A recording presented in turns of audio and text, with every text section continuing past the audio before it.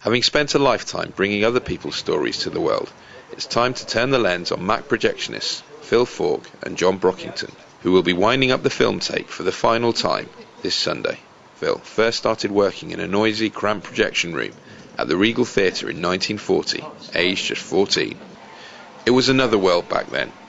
Hardly anyone owned a television, and cinemas were new and exciting.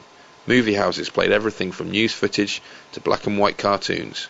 People didn't have much to do. There was only the radio, 2 stations, and the cinema was the only form of entertainment really that people had.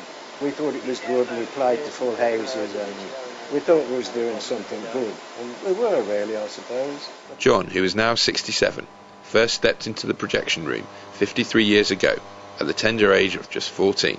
We've worked together on and off over the years. Yeah. Either at Mac or Phil used to be manager at the King's Norton on the Green, and then before that we ran the cinema between us for a chap in Bristol. We used to do mobile film shows as well, didn't we? Because there was no cinemas on our time off sometimes. We'd go out to the villages and do films in village halls. That's right. And that, we did that ourselves. And 16 Nobody millimetre. paid us for it. We did it ourselves, 16 mil. With sweets and everything. Never had any ice cream, so never had a fridge. The pair have gone through some incredible changes over the years, from the early days of black and white to the then revolutionary move to colour, and the recent change to digital, which has signalled an end to those famous giant reels of film. 35 mil nitrate was very dangerous to run because if the film stopped in the gate, it exploded. Pay in the industry has never been good. It was a passion for working with machinery, a love for films, and a job which was seen to be glamorous by others, which attracted Phil and John. One of Phil and John's most important roles over the years has been to check films for tears and other inconsistencies before they are played to audiences. They also had to join the reels of film together to make one giant reel which could then be played in one hit. You have to make sure that it's the soundtrack is the right way as well. Right? That is in rack.